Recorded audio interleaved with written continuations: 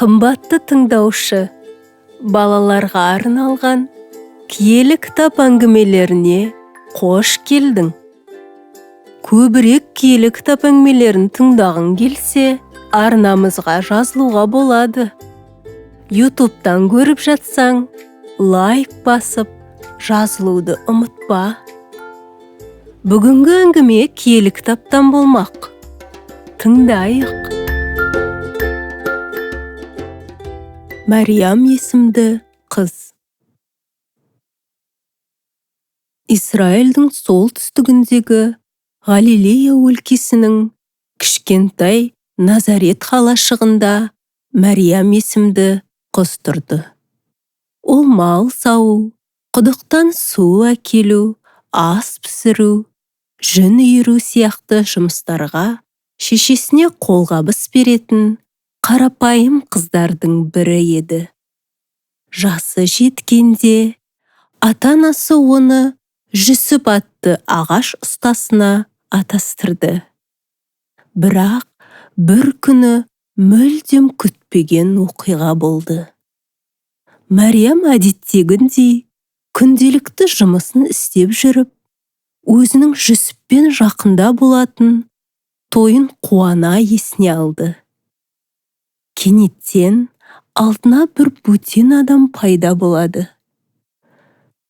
Қыз сасқаннан бірдеңе айтып үлгермей, ол: «Сәлем саған, Құдай жарылқаған жан. Мен Жебірейіл пештемін. Саған Құдайдың жіберген хабарына келдім», деді ол. Мәриям өз құлағына өзі сенбей, періште не деп тұр деп ойлап, қатты қорықты. Періште оны жігерлендіре: «Қорықпа, Мәриям. Құдай сені жарылқап тұр. Ол саған мүлдем ерекше бір тапсырма таңдап қойды. Сен Құдай алдын ала уәде еткен патшаның анасы болмақсың.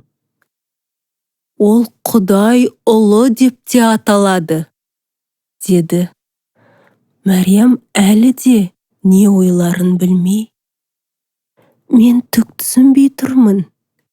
Мен әлі тұрмыс құрған жоқпын ғой», деп жауап берді. Бәрі құдіретті Құдайдың қолында.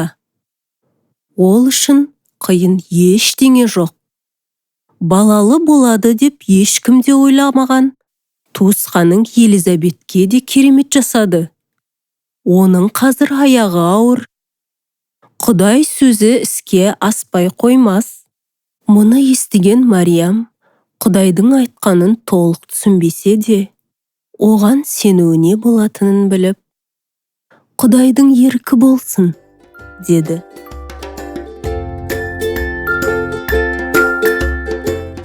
Осы киелі кітап әңгімесін тыңдағаның үшін рахмет. Жүрегіңде, санаңда қалсын. Кездескенше.